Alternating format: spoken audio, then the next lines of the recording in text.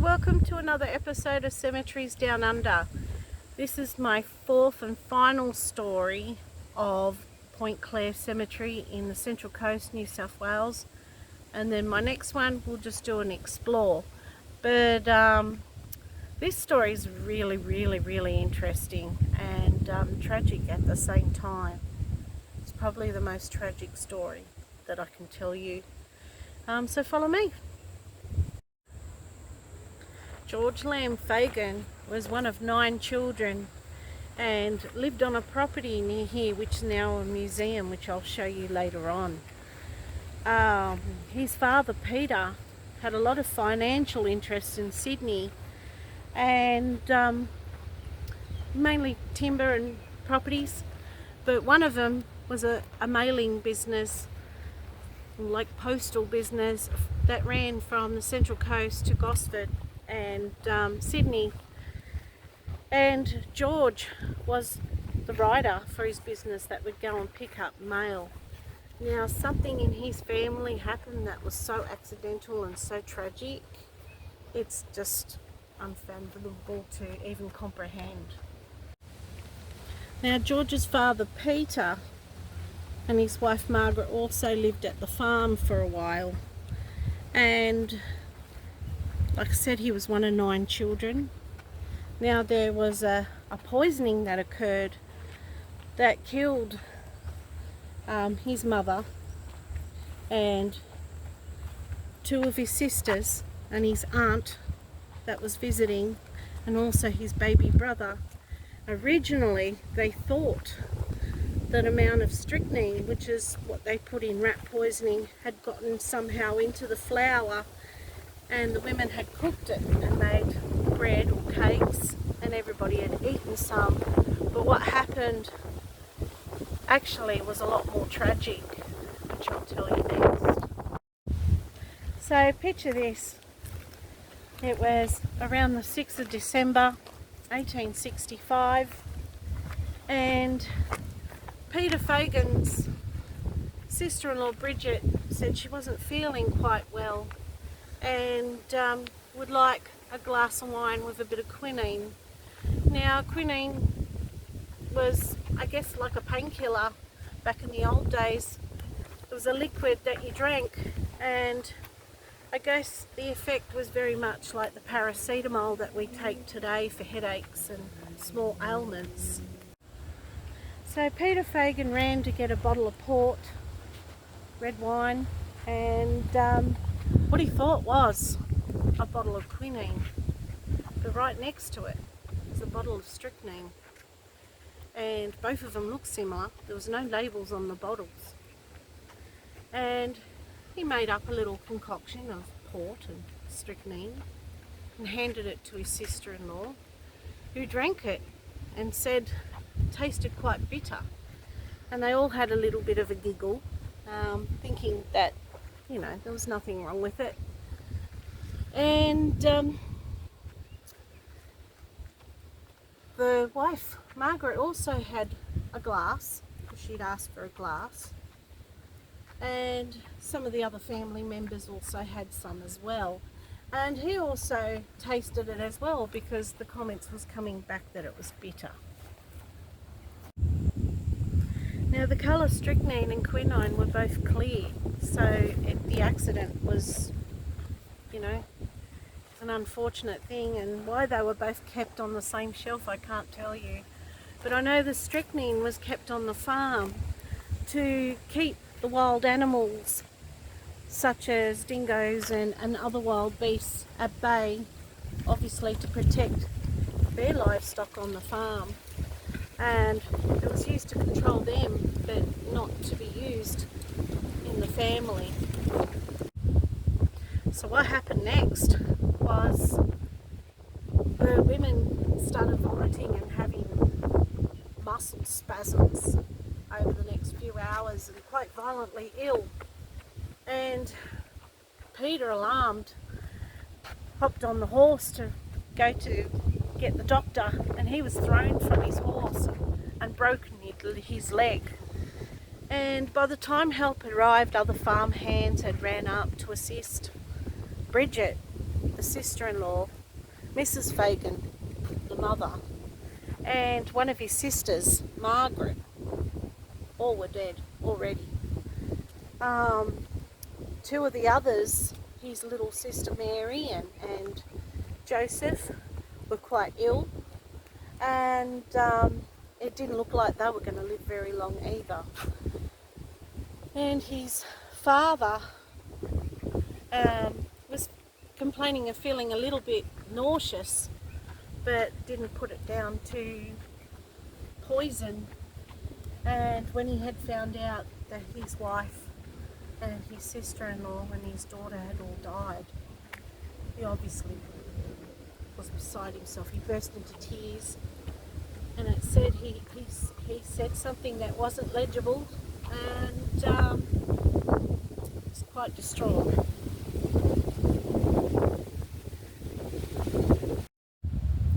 Now, shortly after, obviously there was an inquest held due to the 3 women that had died quite quickly.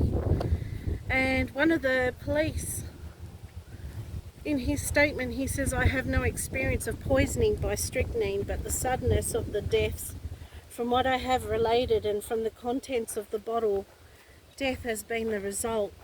And when the bottles were handed to me, there was no labels on them. And now I hand them over to the Sergeant of Police in the same state I got them. In colour and taste they very much resemble each other and might be easily mistaken by an ignorant or careless person. The strychnine in the bottle is partly in crystals and partly in powder." Now, no charges were laid, but could you imagine 5 family members perished from a horrible mistake, just a horrible mistake. And we're coming to his grave now for George Fagan, one of the sons, the one that was the mailer, and we'll go and show you the house later where he lived with his family. So this is the grave of George Lamb Fagan.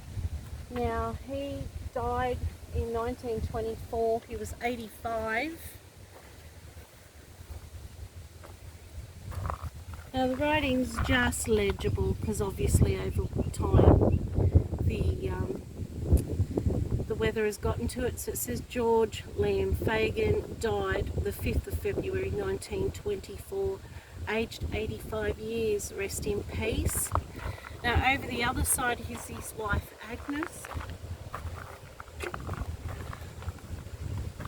Agnes Isabella Fagan died the 5th of March 1928, aged 84 years, rest in peace. And the one down there you can't read, but in the records it's his married daughter Edith.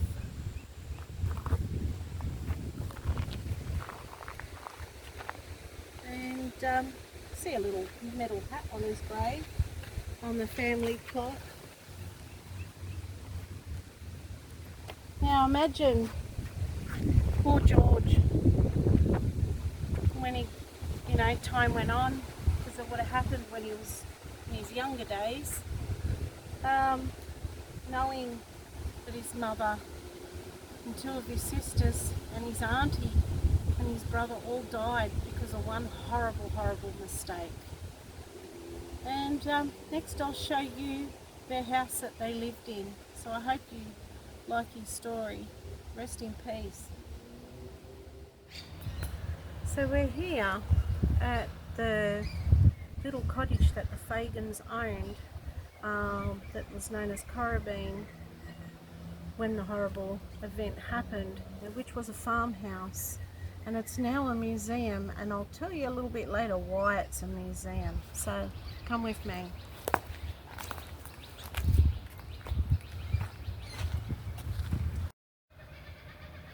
So the house was called Currambeen, and this cottage, formerly known as Currambeen, was built by Peter Fagan in 1836 to 1840. It was owned by members of his immediate family until 1921. Peter Fagan of County Meath in Ireland arrived at Sydney Cove in 1821 on the Lord Sidmouth in 1830. he took up a land grant of 100 acres at Brisbane Waters and began farming and raising cattle. His first home was built on the waterfront near the end of what is now Collard Road, Point Clare. In 1836, he bought 60 acres of land here at West Gosford. He erected this cottage with local quarried sandstone using convict labour. The cottage was licensed in 1840 and known as the Red Cow Inn. Certain outbuildings no longer exist, and in 1838 Peter Fagan contracted to bring the mail from Wiseman's Ferry to Brisbane Water by horseback. The family's connection with the horseback conveyance of mail continued at intermittent periods until 1884. The Fagans were keen racing men and bred champion horses, one being the bay mare Mabel, winner of the Lord Mayor's Cup at Randwick, Sydney in 1879. Peter Fagan died in 1876 and his wife Margaret, formerly Gilligan, in 1865. They had a family of 7 sons and 2 daughters. So the museum's actually closed today, so I can't show you inside and I don't have permission anyway. But the reason why it's a museum, it's because it's linked to a very well-known poet that one of the Fagans was good mates with, who I'll tell you about in another episode. So I'll show you the outside today, and I hope you enjoyed our episode and the story on the Fagans and the very unfortunate tragedy in his family. That's just, I can't even imagine. But yeah, I'll see you next time, and thank you always for watching.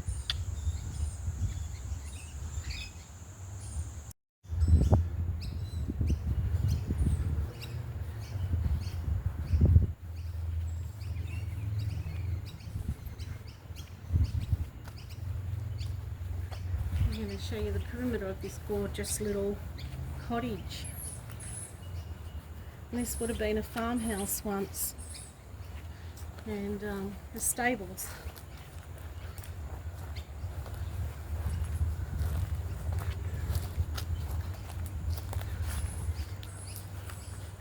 Isn't that gorgeous? All the little doors, and you try and imagine, like, maybe over there it looks like it was an outhouse where they did the washing.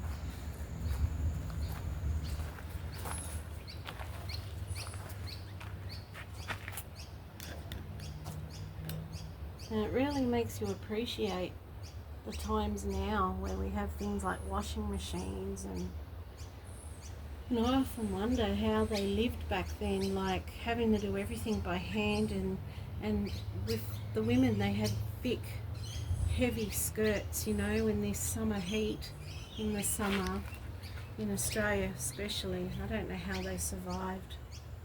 No aircon, no fans.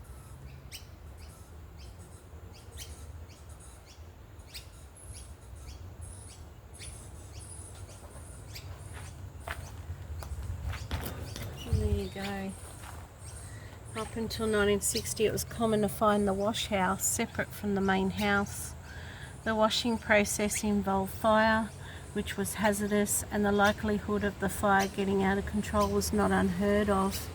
Before electric washing machines were invented, washing was a complex and lengthy task. The dirty items were scrubbed on a board, and the copper was filled with cold water and was lit very early in the morning. The washing was then put into the copper too with soap and left to boil. White items such as tablecloths, tea towels, sheets and clothes were boiled separate from coloured and work clothes. Wow. And I'm not going to read it all, but maybe if we just pause it for a couple of minutes, and if you want to stop it and give it all a bit of a read, feel free. But imagine, hey, like I whinge about now coming home from work tired and washing clothes, and these guys, it was just a matter of life, and they often had 7, 8 children. Just couldn't imagine their life. We're so spoilt today.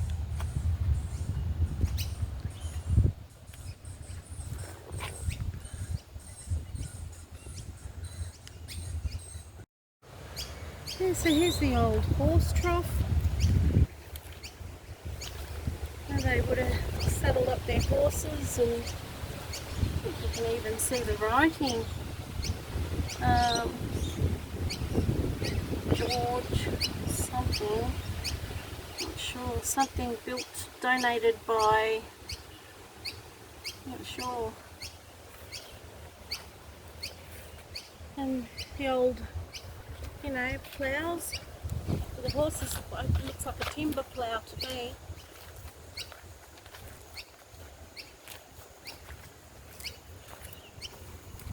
Where they would have had timber. Actually, there's a sign there.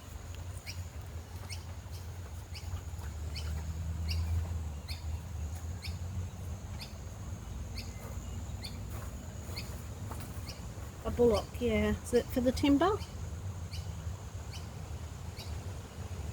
So discovered and rescued in 2007 from another farm, and it's what it would have looked like. Pretty much, it looks like they would have had the logs of timber stacked here, and the horses pulled it along.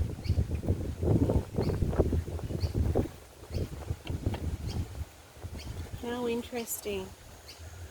You know, when you talk about these stories, it just makes it more, like, I know it's real, I know it actually happened, but when you see these things and you can touch it, it just makes it more real, more alive to you, you know. You can picture them in your head, how their life was. There's a picture there of when it was in use.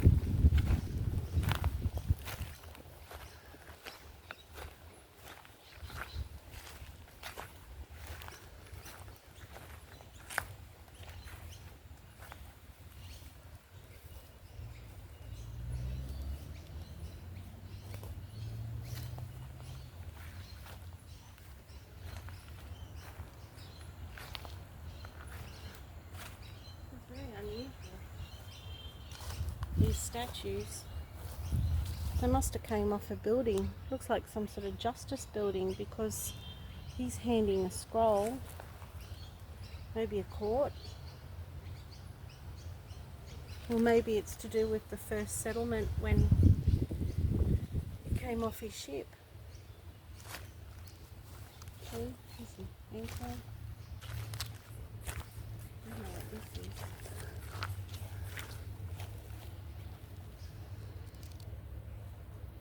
Part of the engine from the Maitland. Oh!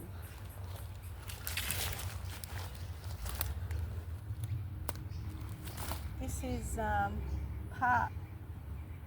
There is a shipwreck on the coast along here. It was called the Maitland, and this was part of the engine and that. So obviously the museum parts in there are museum parts to the area and not just the house. So, yeah, very interesting.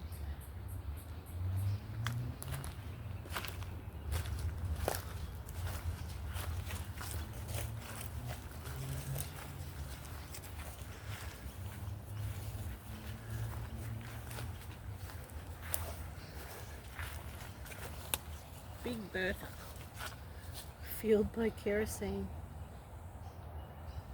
Yeah, it came from Chicago.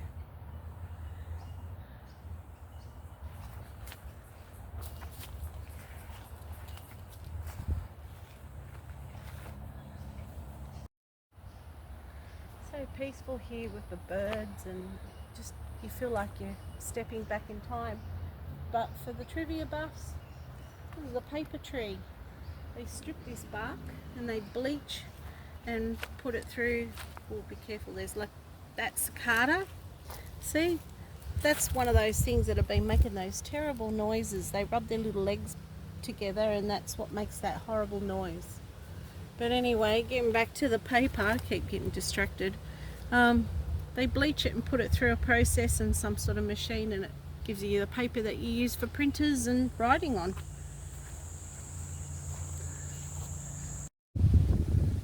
Hi, it's Julia from Cemeteries Down Under. I hope you enjoyed the short stories that I managed to collect. And the research was done by Point Clare Cemetery Tours. I don't believe they have tours here anymore, but they still have the history online, which I've put in the link under some of the videos. The first one's definitely there. Now, I'm not going to do any more stories. Every person here buried has a story, but if I just concentrated on each and every one, I'd probably be here for years. But I thought we might just do a little walk around as my final thing here, show you some of the graves of interest or some of the, different things, and then we'll move on. So